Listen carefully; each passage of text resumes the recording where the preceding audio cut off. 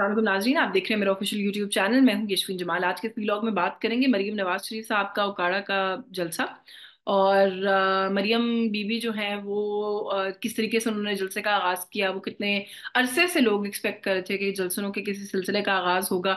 जो जलसा हुआ वो कैसा था, कुछ उसके हवाले से बात करेंगे। साथ ही साथ परवेज खटक साहब बहुत सारे चीजों पर बहुत सारे दावे कर रहे हैं। और उन्होंने भी कल भी बल्कि कहा कि मैंने लुटेरों की इससे बड़ी जमात कोई नहीं देखी। पाकिस्तान तहरीक इंसाफ के हवाले से वो बात कर रहे थे। परवेज खटक साहब का हल्का मैं एक सिरे से दूसरे सिरे तक सर्वे करके आई हूँ, वहां घूम कर आई हूँ। इमरान खटक साहब का हल्का भी मैं वहां पर देख कर आई हूँ। तो कुछ वहां पर परवेज खटक साहब की स्टैंडिंग क्या है उसके हवाले से बात करूंगी आज के इस वीलॉग में। मरियम नवाज शरीफ साहिबा पाकिस्तान मुस्लिम लीग नवाज के ऊपर इन जनरल, मैं खुद भी उन लोगों में से हूं जो बार बार ये कह रहे थे और अभी भी कह रहे हैं कि पाकिस्तान मुस्लिम लीग नवाज कैंपेन के उस मोड में नजर नहीं आती जिस मोड के में कैंपेन के होना चाहिए।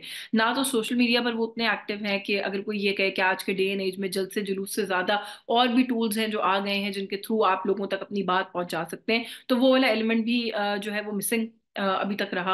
और दूसरा जो एस्पेक्ट है वो तो खैर था ही नहीं। मैंने जैसे कहा कि एक हीटर लगे हुए कमरे के अंदर एक लंबी सारी मीटिंग, जिसका अब पीएमएलएन ये भी क्रेडिट लेने की कोशिश कर रही है कि अपने एक एक कैंडिडेट से और एक एक उम्मीदवार से नवाज शरीफ साहब जो है उन्होंने बात की है। और बात करने के बाद टिकट अलॉट किए, तो एक बड़ा टीडियस प्रोसेस था, इसलिए उनको वक्त लग गया। तो एक पीएमएलएन जैसी सीजन जमात और बहुत सारे कोई out of the box tickets allot भी नहीं किए गए, तो मुझे आई डोंट नो कि उस पूरी एक्सरसाइज का क्या मतलब था। बल्कि कुछ ऐसे स्टॉलवर्ड्स तो अभी भी हैं पार्टी के जो कि अभी पार्टी का हिस्सा नहीं है, वो नाराज है पार्टी से। बल्कि मैं तो कहती हूँ कि पीएमएलएन की लीडरशिप उन लोगों के मसाइल को एड्रेस करने के लिए भी इस वक्त तक मिसिंग है।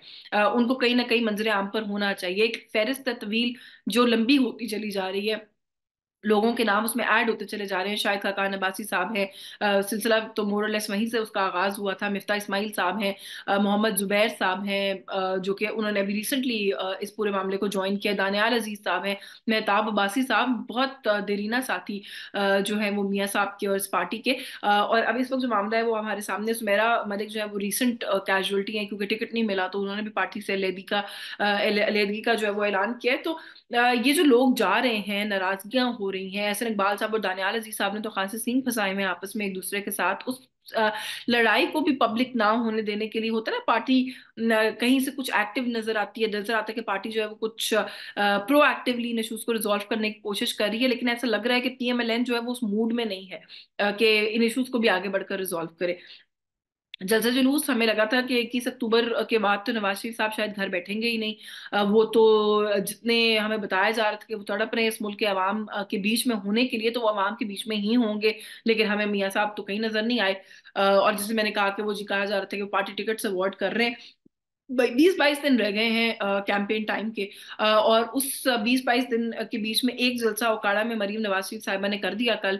और जिस तरीके से उस जलसे का आगाज हुआ, जिस तरीके की आतिशबाजी हुई, जो सारा वो एक पॉम्प एंड शो था, शायद करना होता है जलसे जुलूसों के अंदर। लेकिन मैं फिर भी समझती हूँ कि जलसा बहुत साइजेबल भी था। जो कुछ फुटेजेस सामने आई हमने देखी। लेकिन अगर कोई कहे कि मैसिव जलसा था, मरियम नवाज शरीफ साहिबा के हवाले से जो एक राय या एक तासुर है कि वो अवामी लीडर है, वो आती हैं तो अवाम को खींच लेती हैं अपनी तरफ, तो शायद उस जो वो क्लेम है उसको शायद वो जलसा जस्टिफाई नहीं कर रहा था। एक बात।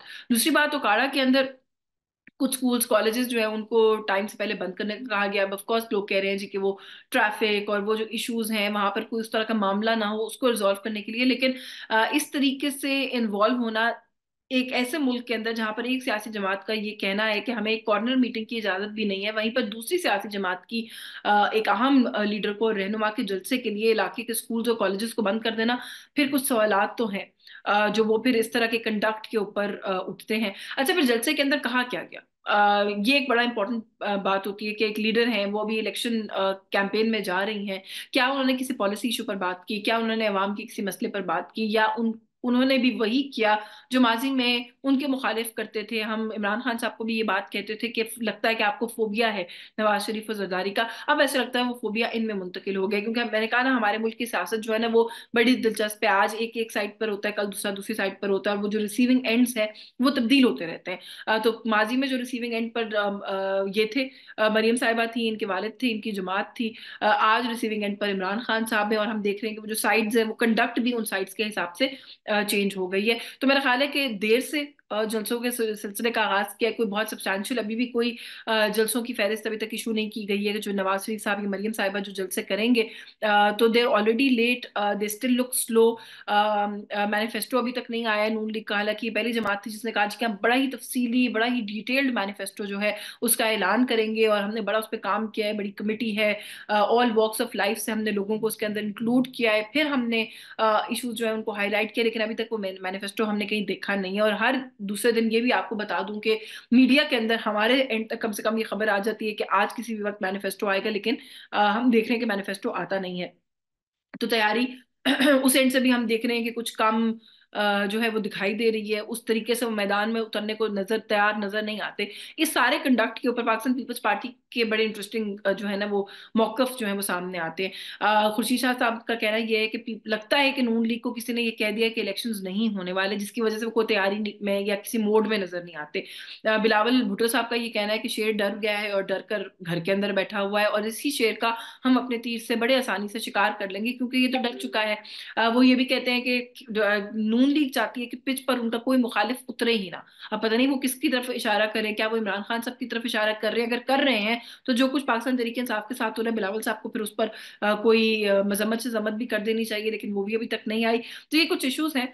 नून लीग किस तरीके से आगे आने वाले दिनों में अपनी कैंपेन को लीड करेगी, उससे बहुत सारी चीजें क्लियर होंगी। उनका कॉन्फिडेंस, वो किस तरीके से सूरत हाल को आगे लेकर चलना चाह रहे हैं, वो अपने लिए अपना फ्यूचर पॉलिटिकल क्या देख रहे हैं, ये कुछ बातें हैं जो इस पे क्लियर होंगी। टिकट्स के ऊपर, टिकट्स के डिस्ट्रीब्यूशन के ऊपर भी बड़ी ही हमने देखा है दिलचस्प सिचुएशन है नून लीग के अंदर, और रही और अभी भी है।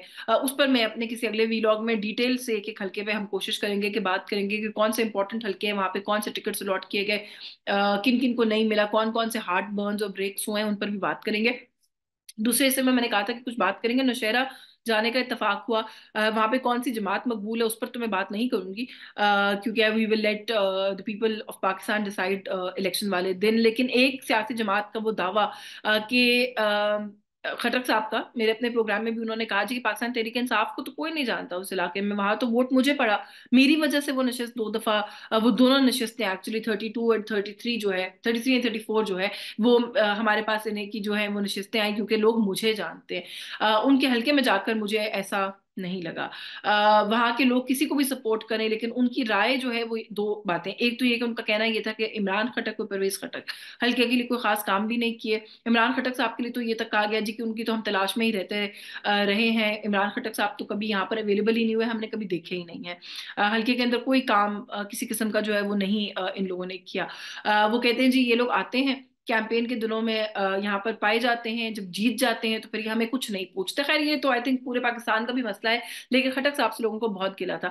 खटक साहब से लोगों को ये भी बड़ा गिला था कि उनका ये ख्याल था कि जो पश्तून रिवायात हैं खटक साहब ने उनकी पासदारी नहीं की। उनका कहना यह था कि जो वफादारी होती है उसको तब्दील करने का भी कोई तरीका होता है, लेकिन बहुत डिस्ग्रेसफुल तरीके से एक पार्टी को छोड़ के दूसरी पार्टी बनाई है खटक साहब ने। और खटक साहब का अगर ये ख्याल है कि वो यहाँ से कोई मार्का मार लेंगे तो ऐसा नहीं होगा। अच्छा, लोगों के अंदर इस बात को लेकर भी बड़ी नाराजगी है कि खट्टक साहब ने सारे के सारे टिकट जो है वो अपने ही खानदान में बांट दिए, आगे पीछे, लेफ्ट राइट एंड सेंटर।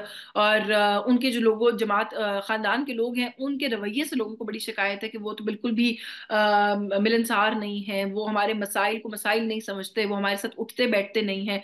तो ये कुछ कंसर्न्स हैं जो परवेज खटक साहब के हल्के में मैंने देखे। वहां पे किसी और सियासी जमात का कोई खास मैं कहूँ कि जोर के कोई एक जमात जिसको मैं आइडेंटिफाई कर सकती हूँ तो वो मैं भी नहीं करना चाहती।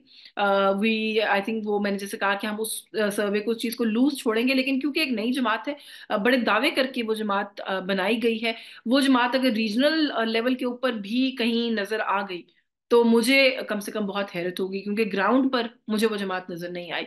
मुझे उस जमात के बारे में कोई अच्छी बात सुनने को नहीं मिली मुझे, बल्कि जो इमरान खटक साहब के हल्के के लोग हैं वो तो इतने डिसइंटरेस्टेड लगा कि वो इतने बेजार हैं इस पूरे अमल से कि वो बात भी नहीं करना चाहते। अक्सर का कहना यह था कि बात करने का भी कोई फायदा नहीं है, हम बात करेंगे तो बात करने से क्या होगा।